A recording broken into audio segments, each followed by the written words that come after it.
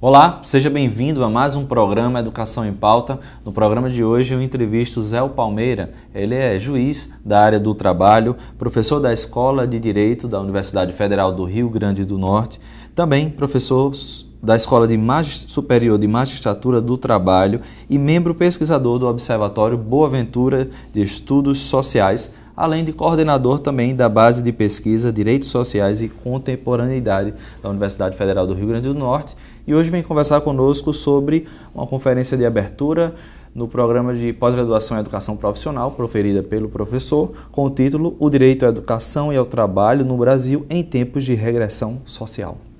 Seja bem-vindo, professor, ao programa Educação em Pauta. E é bom tê-lo aqui para discutir um tema muito instigante sobre política, sociedade, cultura e o direito também. Bem, uma satisfação, agradeço pelo convite e estou aqui à disposição. Professor, a primeira pergunta, como é que foi essa sua, esse seu tema, por exemplo, proposto para falar em um ambiente da educação, onde hoje a gente vive um momento de reestruturação orçamentária e até mesmo da qualificação do trabalhador, de sua trajetória nos próximos anos, e aí o senhor vem com um tema desse. Como é que foi a estrutura geral, então, dessa problematização com esse tema? Bem, é um desafio, né, falar de dois temas tão complexos, educação e trabalho, né? Mas o contexto nos leva a interpretar toda essa conjuntura a partir de um fenômeno que tem inquietado muito a sociedade brasileira, que é uma estratégia de fascismo social que está sendo colocada pela reforma e também pelo golpe de 2016, de modo a criar um alarmismo na população, no sentido de que nós vivemos um período em que a educação precisa ser renovada, modernizada. Essa modernização muitas vezes vem sob o invólucro de um discurso vazio, né? Mesmo porque o que ocorre é que, com essas inovações que foram feitas no setor da educação, nós tivemos um grande contingenciamento de recursos, tivemos aí um desmonte do Conselho Nacional da Educação, perdemos a percepção crítica do processo de melhoria da educação, os objetivos do Plano Nacional da Educação, eles foram, de certo modo, desviados.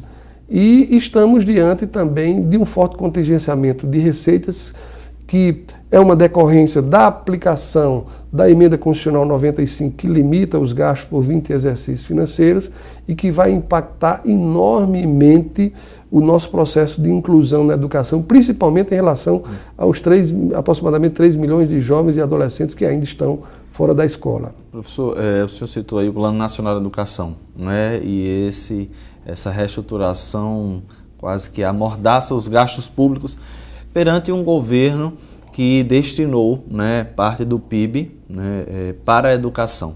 E aí vem uma pergunta que talvez seja um pouco do senso comum, mas que tenha digamos assim, uma base com um argumento um pouco mais sólido. No dia a dia a gente ouve falar de que o Brasil só vai melhorar, né, só vai se tornar mais consciente no período em que um governo passar a investir em educação. Isso às vezes é uma fala, um argumento do próprio senso comum, mas que tem, obviamente, um argumento muito sólido do ponto de vista científico. E a gente viveu um país onde, inclusive, a quantidade do PIB era muito maior para a educação do que países desenvolvidos. Né? O senhor cita aí esse momento de recessão desse investimento agora. A pergunta que eu falo, o que dizer para essas pessoas que às vezes ainda hoje vêm dizendo, não, a gente só vai evoluir na corrupção, contra a corrupção, quando chegar a esse patamar, se quando a gente talvez estivesse desenhando, a gente parou de desenhar. O que o senhor acha?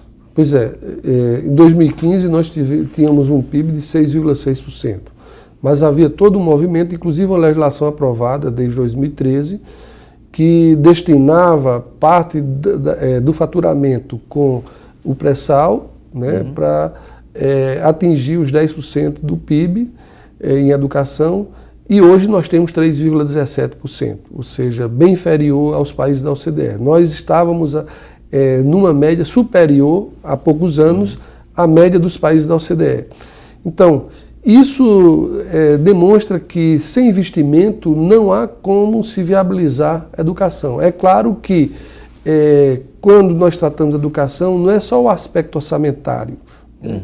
Mas o aspecto do acesso a um conjunto de políticas públicas. E de uma prioridade também, não é, professor? E uma prioridade de acesso, né?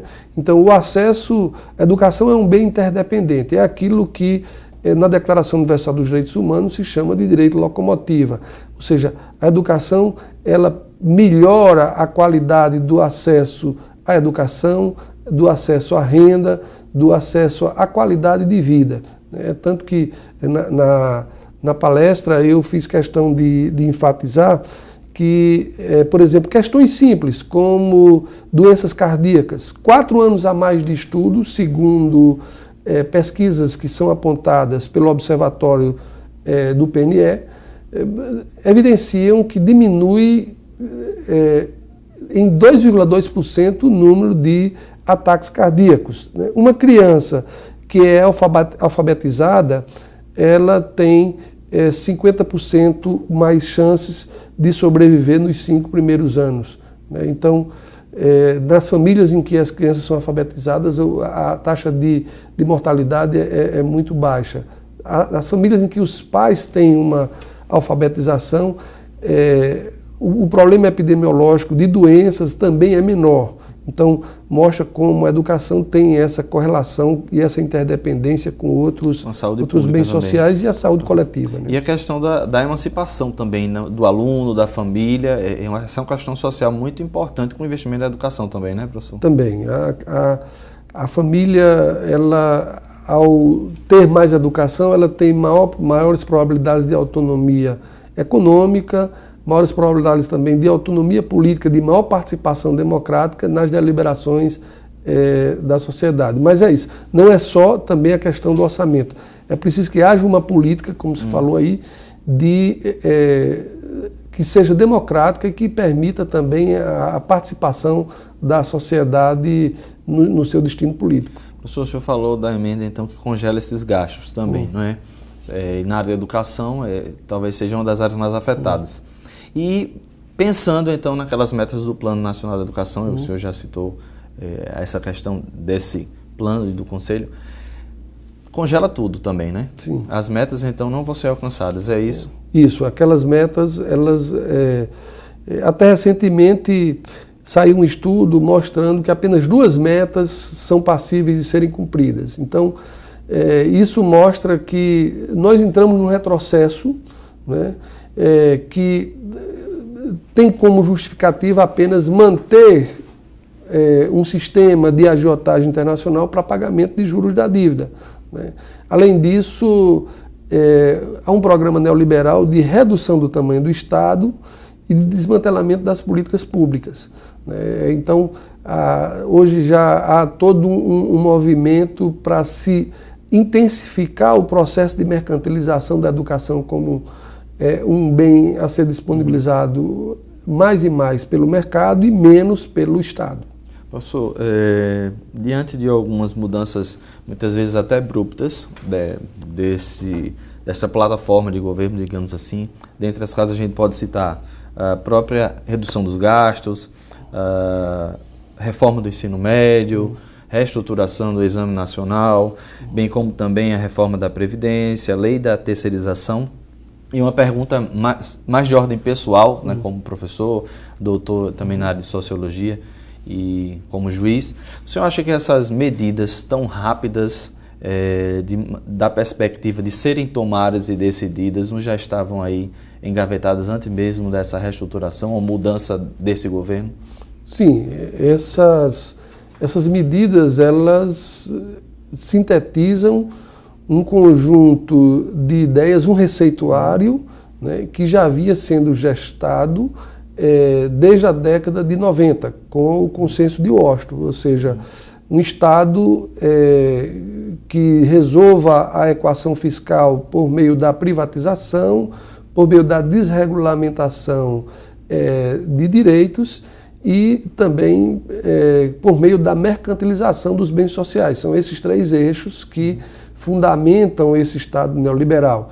e que estavam presentes também no programa do PMDB antes do golpe. E ele, com o golpe de 2016, há, portanto, aí uma execução dentro de uma perspectiva, de uma das características, segundo um dos estudiosos do fascismo, Robert Paxton, ele diz que uma das características mais fortes do fascismo é o golpeamento de modo a asfixiar os opositores e evitar qualquer reação. E isso se dá de forma a intensificar a atuação desse rolo compressor. Então, nós estamos percebendo que não é somente uma emenda constitucional 95 que controla os gastos, uma reforma da Previdência que praticamente inviabiliza o acesso e sinaliza para a privatização desse bem social, e também uma reforma trabalhista. Então, existem outras medidas que já se anunciam no cenário nacional, como, por exemplo, a própria extensão do mandato presidencial, a questão da extinção da estabilidade dos servidores, uma reforma trabalhista rural de modo a permitir que o trabalhador rural trabalhe somente pelos bens e utilidades, pela comida e pela moradia, né? E outras medidas que vão tornar cada vez mais a relação social precarizada e vão criar, no curto prazo, um espaço para o capitalismo financeiro ganhar mais e mais no Brasil, como nós temos hoje, as maiores taxas de juros do mundo, somente num país em que existem taxas de 500% ao ano no cartão de crédito. Né? Por exemplo, o segundo país depois do Brasil é o Peru, é uma taxa anual de 41%, uma diferença abismal. E por isso que, para manter esse sistema hoje de alimentação dessa agiotagem, nós temos hoje mais da metade do orçamento da União Federal somente para pagamento de juros já dívida, e esse patamar não está sendo questionado, né? Mas sim a limitação do investimento nas políticas públicas. São muitas decisões rápidas, né, que parecem que realmente já estavam guardadas para serem feitas. Concordo com o senhor também nessa perspectiva. A gente vai fazer um breve intervalo, professor, e já a gente volta com o segundo bloco do programa Educação em Pauta, conversando um pouco mais sobre discussões na área da política, educação e do direito. A gente volta já, não sai daí.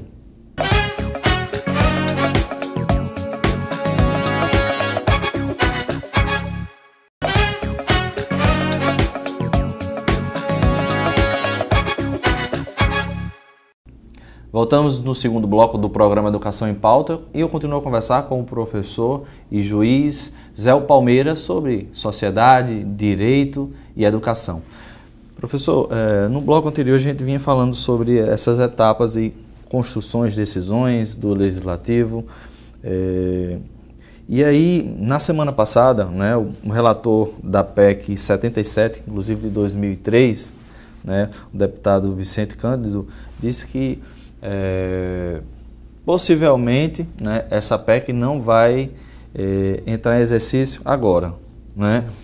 E o que essa PEC diz? Eu queria que o senhor pudesse falar um pouco mais sobre uma PEC de 2003 que visa reestruturar, então, uma plataforma, né, da política, aumentando o mandato do presidente da República, do governador, de prefeitos e deputados, senadores por 10 anos, né, e a coincidência também de eleições federais e municipais. O senhor acha que essa é uma decisão, né, de tirar da gaveta uma emenda de 2003, também de forma abrupta, faz parte dessa orquestração, dessa plataforma de governo que a gente vinha citando no bloco anterior?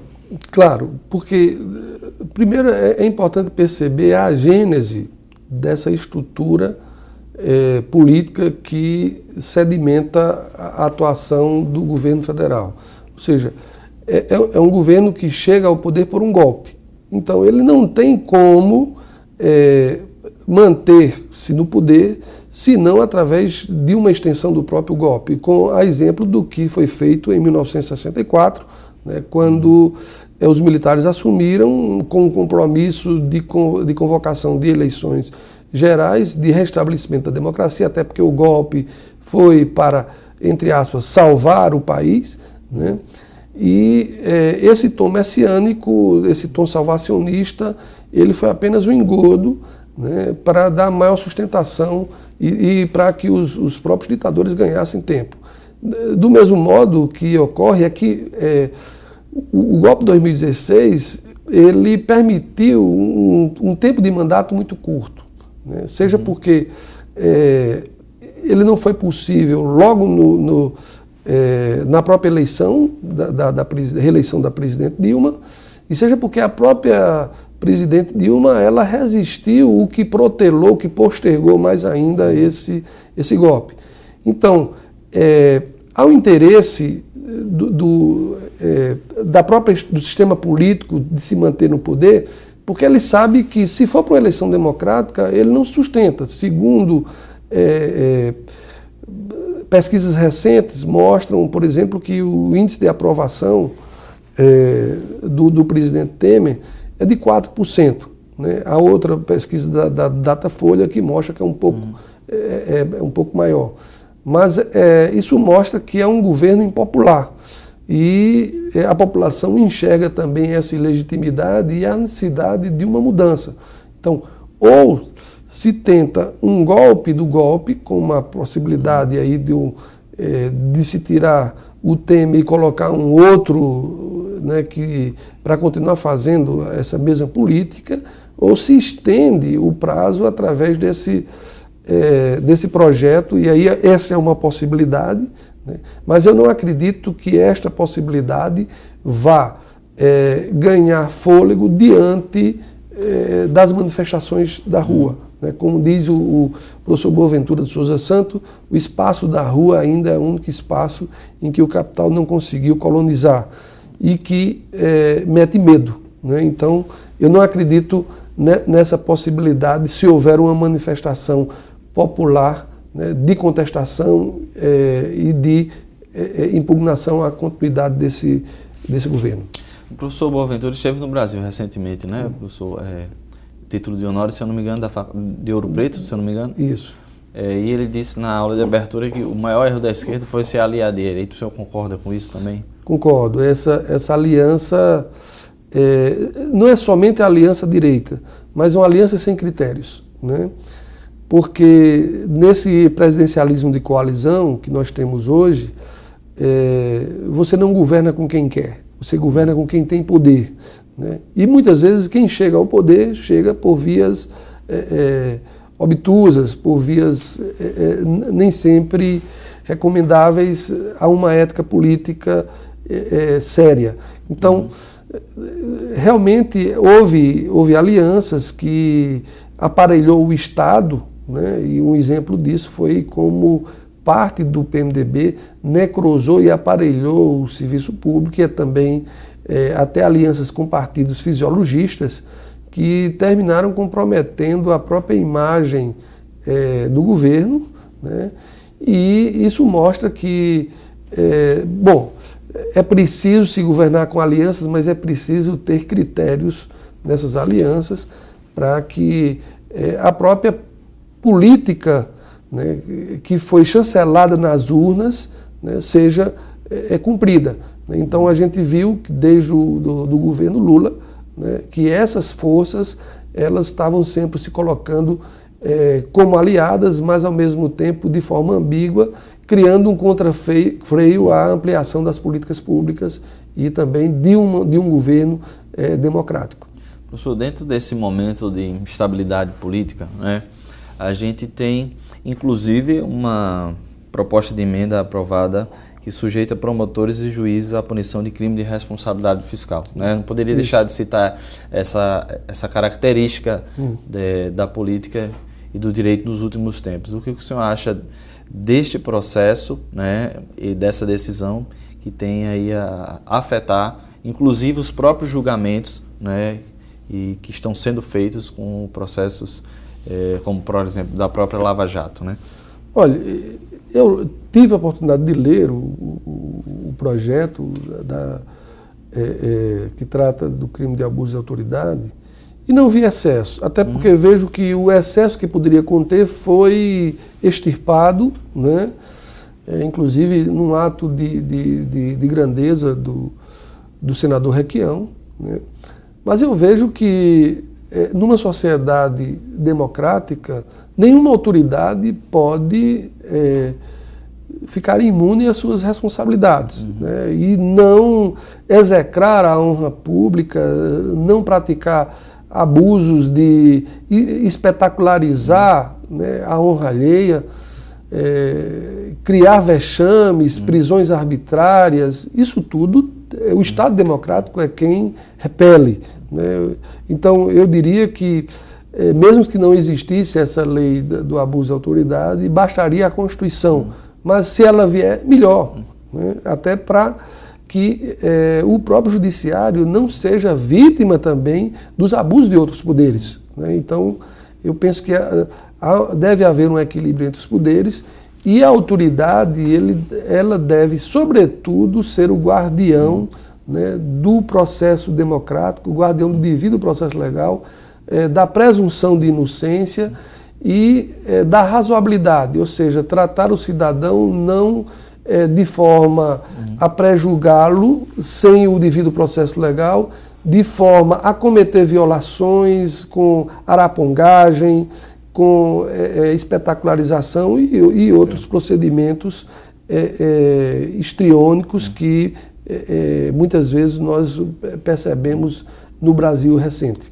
Por que eu fiz essa pergunta? Porque parece que, inclusive, o próprio espaço da mídia hoje é um espaço de disputa, né? Entre os políticos que possuem a propriedade, né, dos meios, dos próprios, e também os juízes que, de alguma forma, alguns estão querendo se transformar em, digamos assim, pessoas muito conhecidas, né, em celebridades. Sim.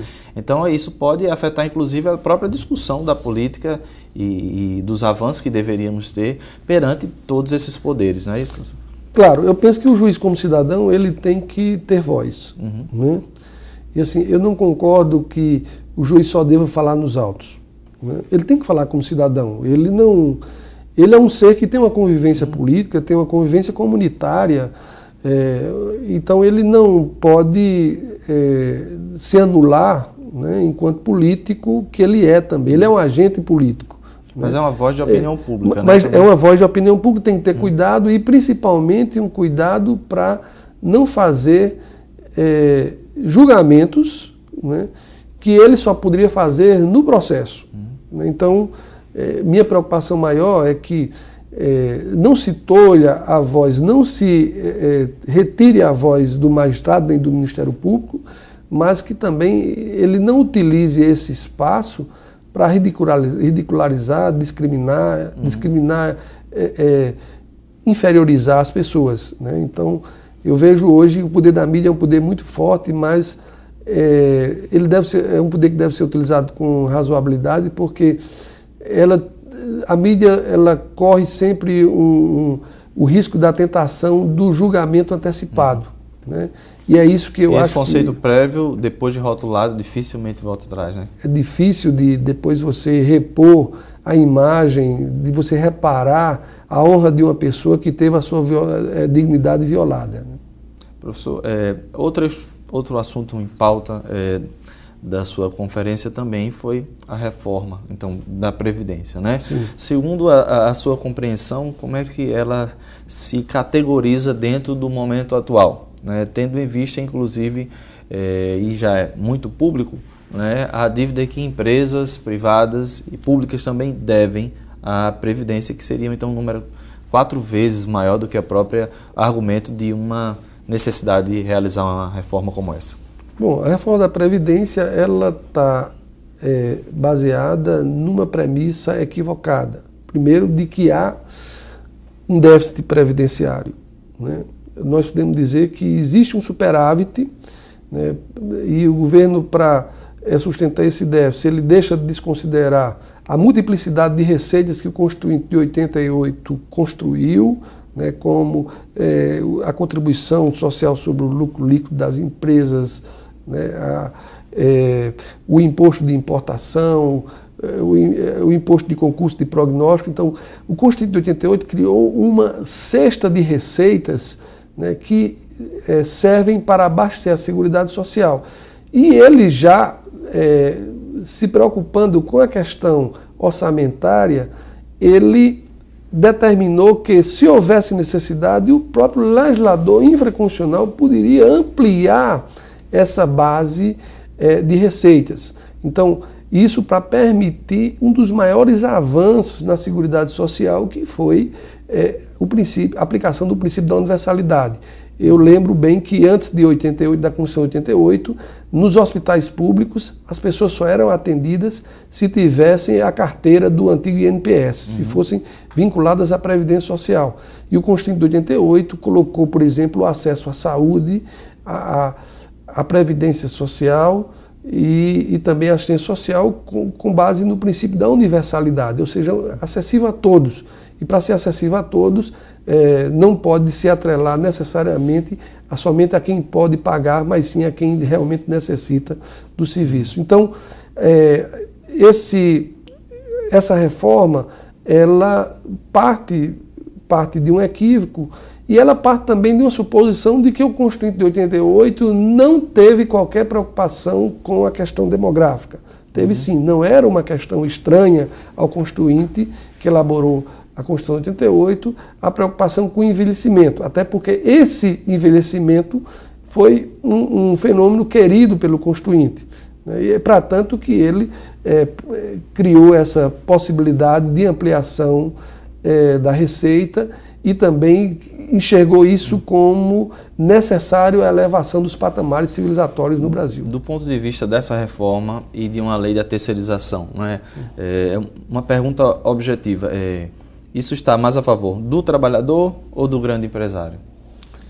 É uma reforma de mercado, né? Uma reforma de interesse de mercado. Há todo um conflito redistributivo, né?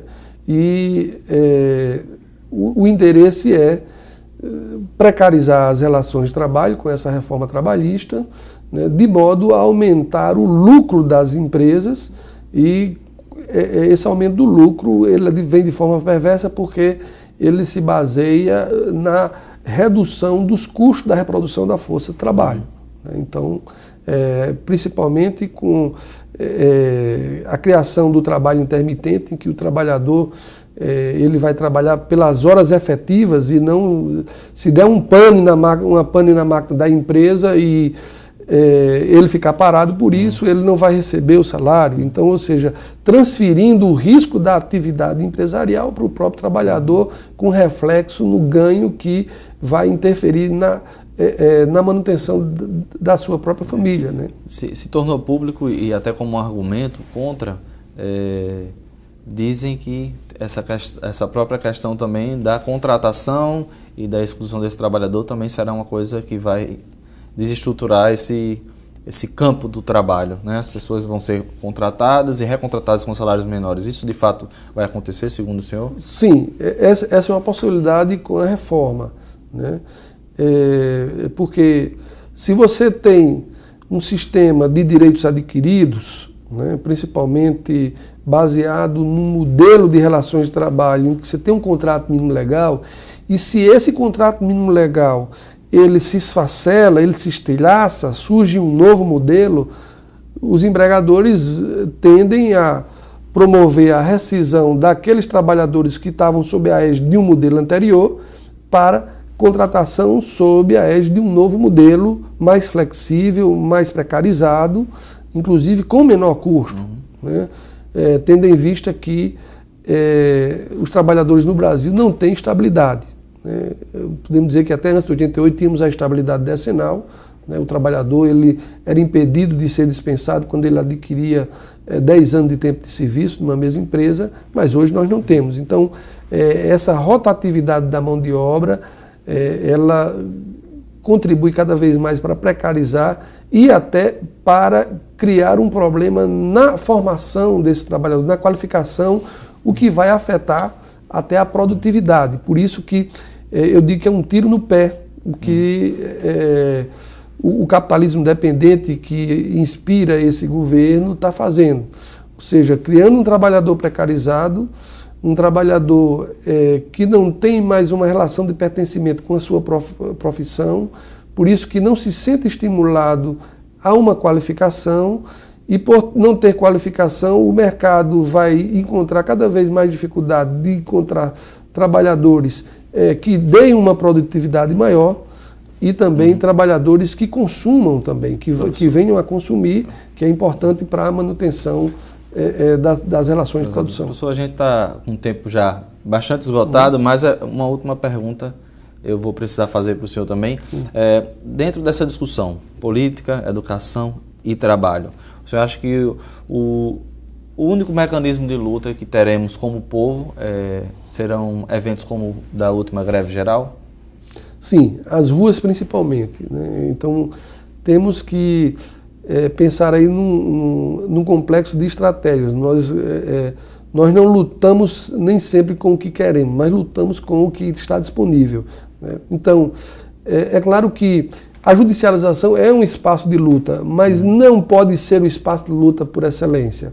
O próprio processo legislativo também é um espaço de luta, né? A educação, a atuação nos meios de comunicação, as mídias alternativas, e aí lembrando que o Pierre Levy ele dizia nas tecnologias da inteligência, né, é preciso que o cidadão, né, que luta pela democracia, ele perceba que maior do que os fluxos do poder é o poder dos fluxos, o poder dessas mídias. E é interessante, por exemplo, o que tem ocorrido no Brasil hoje, como embora a mídia hegemônica esteja entorpecendo o tempo todo a população e manipulando a informação, mas uma rede de mídias alternativas que tem colocado a população... Força contra-hegemônica. Uma força contra-hegemônica, mas nada substitui o poder das ruas. Obrigado, professor, pela entrevista de hoje. Um prazer. E a você de casa, muito obrigado por ter acompanhado até aqui o programa Educação em Pauta. A gente se vê na próxima semana com mais um tema sobre a educação e a formação humana. A gente se vê. Até lá.